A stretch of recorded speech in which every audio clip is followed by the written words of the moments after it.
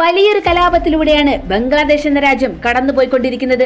പ്രക്ഷോഭകാരികൾ തിരവിലിറങ്ങുകയും സകലതും അടിച്ചു തകർക്കുകയും പ്രധാനമന്ത്രിയുടെ വസതി പോലും കയ്യേറുകയും അതിനകത്തുള്ളതെല്ലാം വലിച്ചു വാരിയിട്ട് സർവ്വതും നശിപ്പിക്കുകയും ചെയ്തിരിക്കുന്നു. ഭയം കാരണം അവിടുത്തെ പ്രധാനമന്ത്രിയായിരുന്ന ഷെയ്ഖ് ഹസീന സ്വന്തം ജീവനും കയ്യിൽ പിടിച്ച് രാജ്യം വിട്ടോടി. അവരുടെ പാർട്ടിയിലെ നേതാക്കന്മാർ താമസിച്ചിരുന്ന പല കെട്ടിടങ്ങളും പ്രക്ഷോഭകാരികൾ തീ കൊടുക്കുകയും അതിൽപ്പെട്ട് 30-ലധികം നേതാക്കൾ വെന്തു മരിക്കുകയും ചെയ്തിരിക്കുന്നു. ഏറ്റവും ഒടുവിൽ ഭരണം സൈന്യം ഏറ്റെടുത്തിരിക്കുകയാണ്.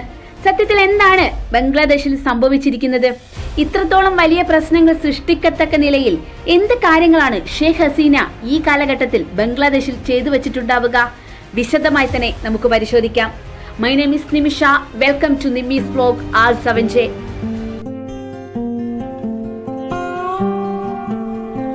ബംഗ്ലാദേശിൽ ഇപ്പോൾ നടക്കുന്ന പ്രധാന പ്രശ്നങ്ങൾക്ക് മൂല കാരണമെന്ന് പറയുന്നത് അവിടുത്തെ സർക്കാർ ജോലികളിലുള്ള ഒരു സംവരണമാണ്. എന്നാണ് ഈ സംവരണത്തിന്റെ പ്രധാന കാരണം അഥവാ ഈ സംവരണത്തിന്റെ ചരിത്രം എന്ന് തന്നെ പറയുന്നത്?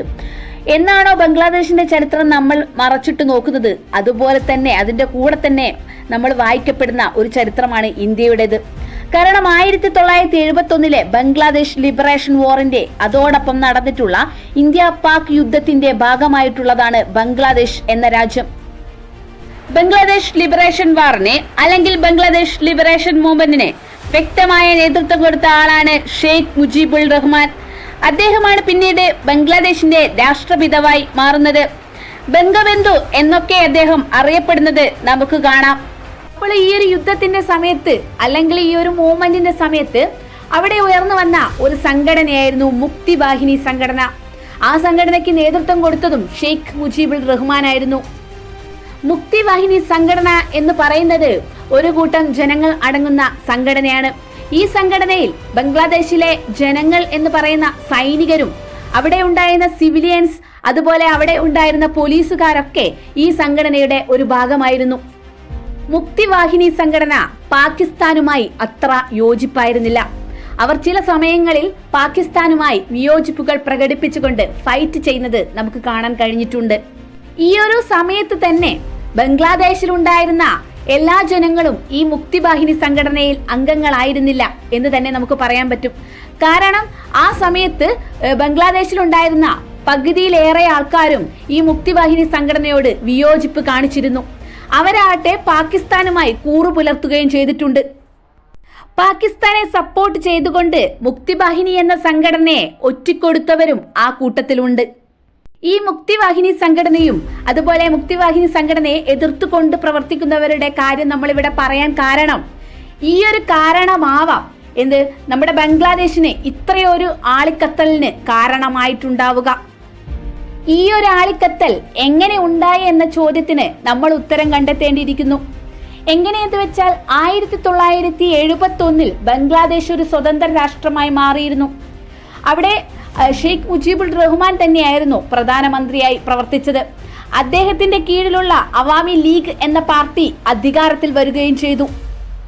ഈ ഒരു ഭരണം വരുന്ന സമയത്ത് ബംഗ്ലാദേശ് ഒരു ദരിദ്ര രാജ്യമായിരുന്നു.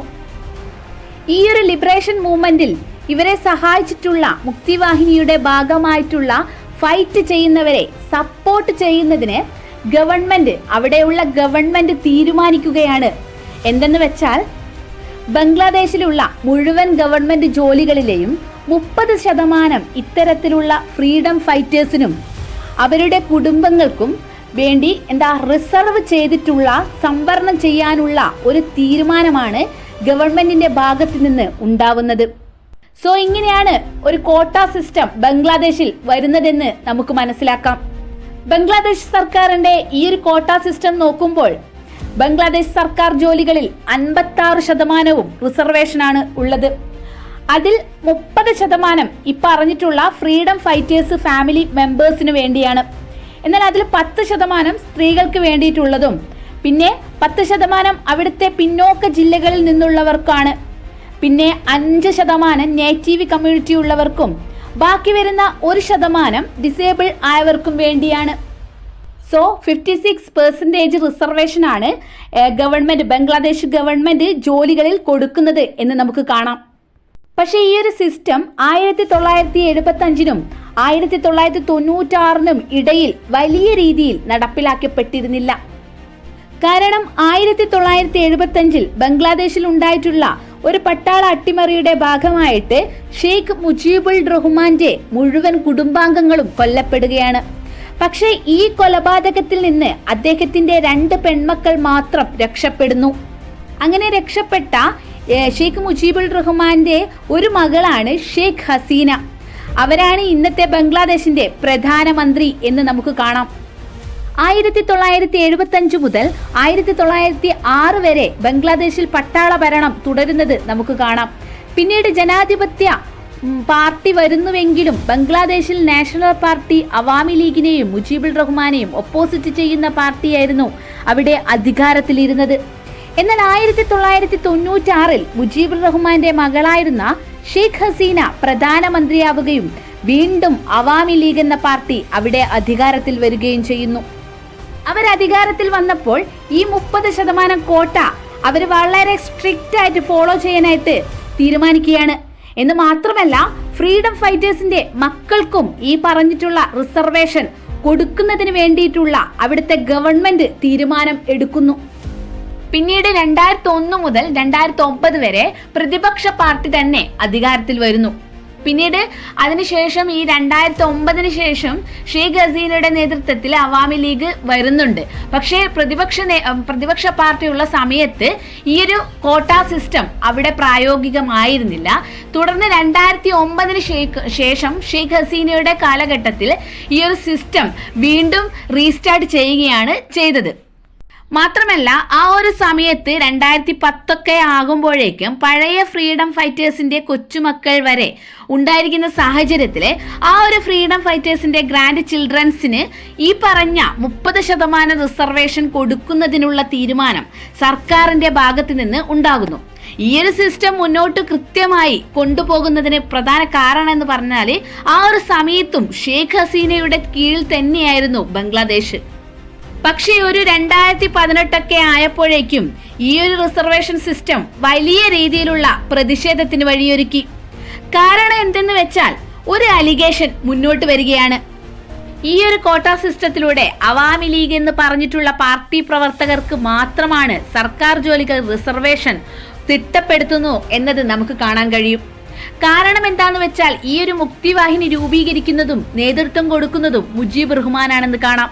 അതുകൊണ്ട് തന്നെ അവിടെ ഫൈറ്റ് ചെയ്യുന്നവരെല്ലാം മുജീബുർ റഹ്മാനെയും അവാമി ലീഗിനെയും പിന്തുണയ്ക്കുന്ന ആളുകളായിരുന്നു.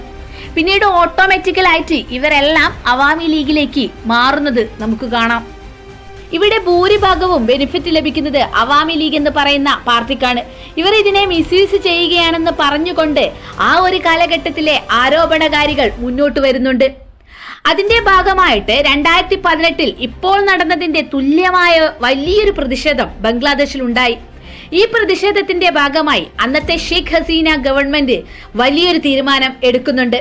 ആ തീരുമാനം ഇതായിരുന്നു: ഗ്രൂപ്പ് എ, ഗ്രൂപ്പ് ബി പോലുള്ള ചില സർക്കാർ സർവീസുകളിൽ ഈ 30% റിസർവേഷൻ എടുത്തു കളയുന്നതിനുള്ള തീരുമാനമാണ് 2018 ഷെയ്ഖ് ഹസീനയുടെ ഗവൺമെന്റ് മുന്നോട്ട് വെച്ചത്. അങ്ങനെ ആ ഒരു സമയത്തുണ്ടായ പ്രതിഷേധം അവിടെ ശാന്തമാവുകയാണ്. എന്നാൽ ഇക്കഴിഞ്ഞ 2024 ജൂൺ മാസത്തിൽ ബംഗ്ലാദേശിലെ ഹൈക്കോടതിയിൽ ഇതുമായി ബന്ധപ്പെട്ടിട്ടുള്ള ചില കേസുകൾ ഉയർന്നു വന്നു. ബംഗ്ലാദേശിലെ ഹൈക്കോടതി എന്ന് പറയുന്നത് ഇവിടുത്തെ സുപ്രീം കോടതി പോലെയാണ്. ഈ കോടതിയിൽ നിന്നും ഒരു വിധി ഉണ്ടാവുകയാണ്. 2018 സർക്കാർ ഏറ്റെടുത്ത ഈ ഒരു തീരുമാനം ശരിയല്ല എന്ന് മാത്രമല്ല, അവിടുത്തെ ഫ്രീഡം ഫൈറ്റേഴ്സിന്റെ മുൻ തലമുറക്കാരൊക്കെ ഇപ്പോൾ ദാരിദ്ര്യത്തിലാണ് ജീവിക്കുന്നത് എന്ന് പറഞ്ഞുകൊണ്ട് ഈ 30% റിസർവേഷൻ എടുത്തു കളയാൻ പറ്റില്ല, വീണ്ടും തിരിച്ചു കൊണ്ടുവരണം എന്ന നിർദ്ദേശവുമാണ് കോടതി ഭാഗത്ത് നിന്ന് ഉണ്ടാവുന്നത്. ആ നിർദ്ദേശത്തിന്റെ ഭാഗമായി സർക്കാർ റിസർവേഷൻ തിരിച്ചു കൊണ്ടുവരാൻ തീരുമാനിക്കുകയും ചെയ്തു. അപ്പോൾ ഈ രീതിയിലുള്ള കോടതി വിധിയും അതുപോലെ അതിനെ തുടർന്ന് ഗവൺമെന്റ് ഏറ്റെടുത്തിട്ടുള്ള തീരുമാനവുമാണ് ഈ ഒരു പ്രതിഷേധത്തിന്റെ ആളിക്കത്തലിന് പ്രധാന കാരണമായി നമുക്ക് കാണാം. ഇപ്പോൾ ബംഗ്ലാദേശിന്റെ ഒരു സിറ്റുവേഷൻ നോക്കുകയാണെങ്കിൽ ബംഗ്ലാദേശിൽ പഠിച്ചിറങ്ങുന്ന കുട്ടികളെ സംബന്ധിച്ചിടത്തോളം ഏകദേശം 1.9 മില്യൺ ആളുകൾ ഓരോ വർഷവും ബംഗ്ലാദേശ് ജോബ് മാർക്കറ്റിൽ വരുന്നുണ്ട് എന്നതാണ് സൂചിപ്പിക്കുന്നത്. അവിടുത്തെ തന്നെ ഗവൺമെന്റ് കണക്ക് പ്രകാരം 2013-നും 2023-നും ഇടയിൽ ആകെ 3.5 ലക്ഷം ഗവൺമെന്റ് വേക്കൻസി മാത്രമാണ് അവർക്ക് ഫില്ല് ചെയ്യാൻ കഴിഞ്ഞിട്ടുള്ളൂ. അതായത് പുറത്തേക്ക് വരുന്ന ആളുകൾ വെറും 4% മാത്രമാണ് സർക്കാർ ജോലി ലഭിക്കുന്നത്. അതിൽ തന്നെ 56% റിസർവേഷൻ പോവുകയും അതിൽ തന്നെ 30% ഈ പറഞ്ഞിട്ടുള്ള ഫ്രീഡം ഫൈറ്റേഴ്സിന്റെ ഫാമിലി മെമ്പേഴ്സിന് മാത്രമായി പോകുമ്പോൾ അവിടുത്തെ ജനറൽ കാറ്റഗറിയിൽ വരുന്ന ജനങ്ങളെ സംബന്ധിച്ചിടത്തോളം സർക്കാർ ജോലി കിട്ടാനുള്ള സാധ്യത വളരെയധികം താഴേക്ക് പോവുകയാണ്. ഇതൊക്കെ തന്നെയാണ് ഇത്തരത്തിലുള്ള പ്രതിഷേധത്തിന് ബംഗ്ലാദേശിൽ കാരണമാവുന്നത്. ഇത്തരത്തിലുള്ള അവിടുത്തെ പ്രതിഷേധം ഈ രീതിയിൽ തന്നെ തുടർന്നു.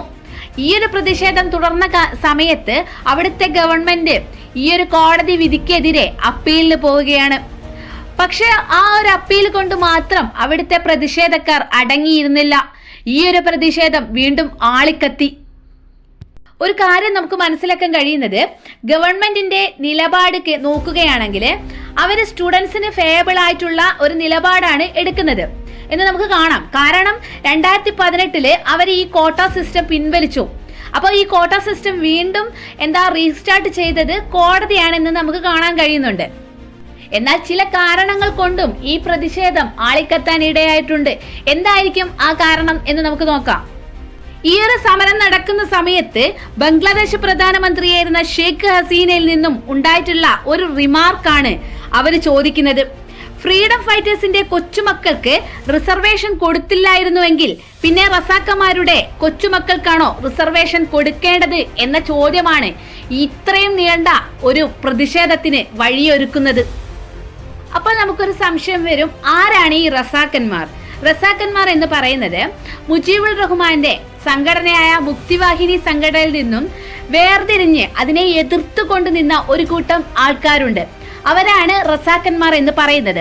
ഇവരാണെങ്കിൽ മുക്തിവാഹിനിയെ ഒറ്റിക്കൊടുത്തുകൊണ്ട് പാകിസ്ഥാന് പ്രവർത്തിക്കുന്നവരാണ്. പാകിസ്ഥാന്റെ കൂടെ നിന്നുകൊണ്ട് പ്രവർത്തിക്കുന്നവരെയാണ് ഈ റസാക്കന്മാർ എന്ന് പറയുന്നത് എന്നതാണ് ഷെയ്ഖ് ഹസീന ഇവിടെ വളരെ വ്യക്തമായിട്ട് ചൂണ്ടിക്കാട്ടി പറയുന്നത്. ബംഗ്ലാദേശുകാരെ സംബന്ധിച്ചിടത്തോളം റസാക്കർ വളരെ മോശം പ്രയോഗമാണെന്ന് കാണാം. അവരുടെ ഭാഷയിലെ രാജ്യദ്രോഹികളായിട്ടാണ് അവർ റസാക്കർ വരെ കാണുന്നത്. സോ അവിടുത്തെ പ്രധാനമന്ത്രി പ്രതിഷേധിക്കുന്നവരെ റസാക്കർ എന്ന് വിളിച്ചത് കൊണ്ടാവാം പ്രതിഷേധം ആളിപ്പടരാൻ കാരണം. മറ്റൊരു കാര്യം നോക്കുകയാണെങ്കിൽ ബംഗ്ലാദേശിൽ ഉയർന്നു വരുന്നത് ഒരു ഏകാധിപത്യ ഭരണമാണ്. കാരണം 2019 മുതൽ ഷെയ്ഖ് ഹസീനയുടെ നേതൃത്വത്തിലുള്ള ഹവാമി ലീഗ് തുടർച്ചയായ ഭരണം കാഴ്ചവെക്കുമ്പോൾ മറ്റു പ്രതിപക്ഷ പാർട്ടികളെ ഇവർ അടിച്ചമർത്തുകയാണ് ചെയ്യുന്നത്. അതിനൊരു ഉദാഹരണമാണ് നമുക്ക് എല്ലാവർക്കും അറിയാം, പ്രശസ്തനായ നോബൽ പ്രൈസ് വിന്നറായ മുഹമ്മദ് യൂനുസ് പോലും ബംഗ്ലാദേശ് ജയിലിൽ ആവേണ്ടി വന്നിട്ടുണ്ട്. അതുമാത്രമല്ല, ഇലക്ഷൻ അട്ടിമറിച്ചുകൊണ്ടാണ് ഇവർ വിജയം നേടുന്നത് എന്നുള്ള ആരോപണം മുന്നോട്ട് വരുന്നുണ്ട്. ഇപ്പോൾ തന്നെ 2024 ബംഗ്ലാദേശിലെ അവസാനത്തെ ഇലക്ഷൻ നടക്കുന്നത്. വെറും 40% മാത്രമാണ് അവിടുത്തെ വോട്ടർ ടേൺ ഔട്ട്. ഒരു പ്രതിപക്ഷ പാർട്ടി പോലും ആ പാർട്ടിക്ക് നേരെ മത്സരിക്കുന്നില്ല. 300 സീറ്റിലേക്കാണ് ഇലക്ഷൻ നടക്കുന്നത്. എന്നാൽ അതിൽ 224 സീറ്റിലും ഷെയ്ഖ് ഹസീനയുടെ അവാമി ലീഗാണ്. ഇത്തരത്തിലുള്ള ഏകായത്ത ഭരണമാണ് ഷെയ്ഖ് ഹസീന മുന്നോട്ട് വെക്കുന്നത് എന്ന് നമുക്ക് കാണാം. പ്രതിഷേധം ആളിക്കത്തുന്നതിന്റെ പ്രധാന കാരണമാവുന്നതും ഇതൊക്കെ തന്നെ. അതുപോലെ തന്നെ ഈ ബംഗ്ലാദേശ് സർക്കാർ ഇപ്പോൾ സാമ്പത്തികമായും വ്യാവസായികമായും വളരെ താഴ്ചയിലാണ് പോയിക്കൊണ്ടിരിക്കുന്നത്. കൂടാതെ വൻതോതിലുള്ള തൊഴിലില്ലായ്മ നേരിട്ടും കൊണ്ടിരിക്കുന്നു. ഈ ഒരു പ്രതിഷേധത്തെ ഗവൺമെന്റ് നേരിടുന്ന രീതിയിലാണ് ഗവൺമെന്റ് മാത്രമല്ല, ഗവൺമെന്റിനെ സപ്പോർട്ട് ചെയ്യുന്ന അവാമി ലീഗിന്റെ സ്റ്റുഡൻസ് വേയും ഈ പ്രതിഷേധം നടത്തുന്ന വിദ്യാർത്ഥികൾക്കെതിരെ അതിക്രമം അഴിച്ചുവിടുന്നുണ്ട് എന്ന വാർത്തകളാണ് പുറത്തു വന്നുകൊണ്ടിരിക്കുന്നത്. ബംഗ്ലാദേശ് പ്രധാനമന്ത്രി പദത്തിൽ നിന്ന് തുടർന്ന് ഷെയ്ഖ് ഹസീന രാജിവെച്ചു എന്ന വാർത്ത പരന്നതോടെ രാജ്യത്തെ പ്രധാന ന്യൂനപക്ഷമായ ഹിന്ദുക്കളെ വേട്ടയാടി പ്രക്ഷോഭകാരികൾ. ന്യൂനപക്ഷങ്ങൾക്കായി പ്രവർത്തിക്കുന്ന ചില സംഘടനകൾ സഹായം അഭ്യർത്ഥിച്ചുകൊണ്ട് സോഷ്യൽ മീഡിയയിൽ കുറിപ്പുകൾ രേഖപ്പെടുത്തുകയും ചെയ്തിട്ടുണ്ടായിരുന്നു. അതുപോലെ ബംഗ്ലാദേശിലെ ഗുൽന ഡിവിഷനിലെ മെഹർപൂരിൽ സ്ഥിതി ചെയ്യുന്ന ഇക്സോൺ ക്ഷേത്രം പ്രക്ഷോഭകാരികൾ തകർത്തത് വാർത്തയായിരുന്നു. ബംഗ്ലാദേശിൽ 8% ഹിന്ദുക്കളാണ് താമസിക്കുന്നത്. നിലവിലെ സംവരണ വിരുദ്ധ വിദ്യാർത്ഥി പ്രക്ഷോഭം ഹിന്ദുക്കളുടെ നിലനിൽപ്പിനെ കൂടി ബാധിച്ചിരിക്കുകയാണ്. മറ്റൊരു കാര്യം, ഷെയ്ഖ് ഹസീനയും അവാമി ലീഗുമൊക്കെ എല്ലാ കാലത്തും ഇന്ത്യയുമായൊരു ബന്ധം കാത്തു സൂക്ഷിക്കുന്നുണ്ട്. ഷെയ്ഖ് ഹസീന അധികാരത്തിൽ ഇരുന്ന സമയത്തെല്ലാം ഇന്ത്യയും അതുപോലെ തന്നെ ബംഗ്ലാദേശുമായുള്ള ബന്ധം നല്ല രീതിയിലാണ് മുന്നോട്ട് പോയിരുന്നത് എന്ന് നമുക്ക് കാണാൻ കഴിയും. പ്രതിപക്ഷ പാർട്ടികൾ ഇന്ത്യക്കെതിരെ നിലപാട് എടുത്തിരുന്നതായും നമുക്ക് കാണാൻ കഴിയുന്നുണ്ട്. ഈ പ്രതിപക്ഷം തന്നെ BPM പോലുള്ള പാർട്ടികൾ ബോയ്ക്കോട്ട് ഇന്ത്യ എന്ന നിലപാട് മുന്നോട്ട് വെച്ചിരുന്നു. എന്നാൽ ഷെയ്ഖ് ഹസീനയുടെ നേതൃത്വത്തിൽ അത് പ്രതിരോധിക്കുകയാണ് ചെയ്തത്. ബംഗ്ലാദേശിൽ ഉണ്ടാകുന്ന പ്രതിഷേധങ്ങൾക്ക് ഇമിഗ്രന്റ് ഇഷ്യൂ ഉണ്ടാവാൻ സാധ്യത ഉണ്ടാകുമെന്ന് പറയപ്പെടുന്നു. ലോകത്തിന്റെ പല ഭാഗങ്ങളിലും ജാതിയുടെ പേരിലും മതത്തിന്റെ പേരിലും വർഗത്തിന്റെ പേരിലും ഒരുപാട് യുദ്ധങ്ങളും വിപ്ലവങ്ങളും നടന്നിട്ടുണ്ട്. അങ്ങനെ ഒരുപാട് കാര്യങ്ങൾ നമ്മൾ കേട്ടുകൊണ്ടിരിക്കുകയാണ്. നമ്മുടെ കേരളത്തിൽ തന്നെ വർഗീയമായി ഏറ്റുമുട്ടലിൽ ആൾക്കാർ മരണപ്പെടുന്നുണ്ട്. ഇന്ത്യയിലും അതുപോലെ ഒരുപാട് കേസുകൾ നമ്മൾ കാണാറും കേൾക്കാറുമുണ്ട്. ഇത്തരം ക്രൂരതകൾ നമ്മുടെ ചുറ്റും നടന്നുകൊണ്ടിരിക്കുന്നു. എന്നാൽ നമ്മളൊന്നും അതിലൊന്നും വീണ് ഇൻഫ്ലുവൻസ് ചെയ്യാതിരിക്കുക. അയ്യോ, എൻ്റെ മതത്തിലെ ഒരാളെയാണല്ലോ കൊല്ലപ്പെട്ടത്, ഞാൻ അവനെതിരെ വാളെടുക്കും അല്ലെ അവനെ കൊല്ലും എന്നൊക്കെ നിങ്ങൾ ചിന്തിച്ചു കഴിഞ്ഞാൽ നിങ്ങളും ആ കൊല്ലുന്നവനും തമ്മിൽ യാതൊരു വ്യത്യാസവും ഉണ്ടാവുന്നില്ല എന്ന കാര്യം നിങ്ങൾ മനസ്സിലാക്കണം. എല്ലാ മതങ്ങളിൽപ്പെട്ട മനുഷ്യരും ഒരുപോലെ കാണാൻ പഠിക്കാത്തിടത്ത് മറ്റൊരു മതത്തിൽപ്പെട്ടവൻ അവൻ എൻ്റെ മതത്തിൽപ്പെട്ടവനല്ല, അവൻ വേറെയാണ് എന്ന് ചിന്തിക്കുന്ന പ്രവണത മാറാത്ത പക്ഷം ഇത് തുടർന്നുകൊണ്ടേയിരിക്കും. അപ്പോൾ ഈ ടോപ്പിക്ക് നമ്മളിവിടെ വൈൻഡപ്പ് ചെയ്യാണ്. ഇതുപോലുള്ള വെറൈറ്റി ടോപ്പിക്കുകളായിട്ട് ഞാൻ വീണ്ടും വരുന്നതായിരിക്കും. അപ്പോൾ നിങ്ങൾക്ക് എൻ്റെ വീഡിയോസൊക്കെ ഇഷ്ടപ്പെടുകയാണെങ്കിൽ ഒന്ന് സബ്സ്ക്രൈബ് ചെയ്ത് എന്നെ ഒന്ന് സപ്പോർട്ട് ചെയ്യണേ. നിങ്ങളുടെ സപ്പോർട്ടാണ് എനിക്ക് മുന്നോട്ട് പോകാനൊരു കരുത്ത് എന്ന് പറയാം. അപ്പോൾ നിങ്ങളെല്ലാവരും ഒന്ന് എന്നെ സപ്പോർട്ട് ചെയ്യുക. നിങ്ങൾ കണ്ടുകൊണ്ടിരിക്കുന്ന എല്ലാവരും എന്നെ ഒന്ന് സപ്പോർട്ട് ചെയ്യുക കേട്ടോ. അപ്പോഴാണ് എനിക്ക് കൂടുതലായിട്ട് വീഡിയോസൊക്കെ ഇടാനുള്ള ഒരു പ്രചോദനം. അപ്പോൾ നിങ്ങളെല്ലാവരും എന്നെ ഒന്ന് സപ്പോർട്ട് ചെയ്യുമെന്ന് ഞാൻ വിശ്വസിക്കുന്നു. അപ്പോൾ thank you so much for watching. Tata, bye bye, see you, take care, bye.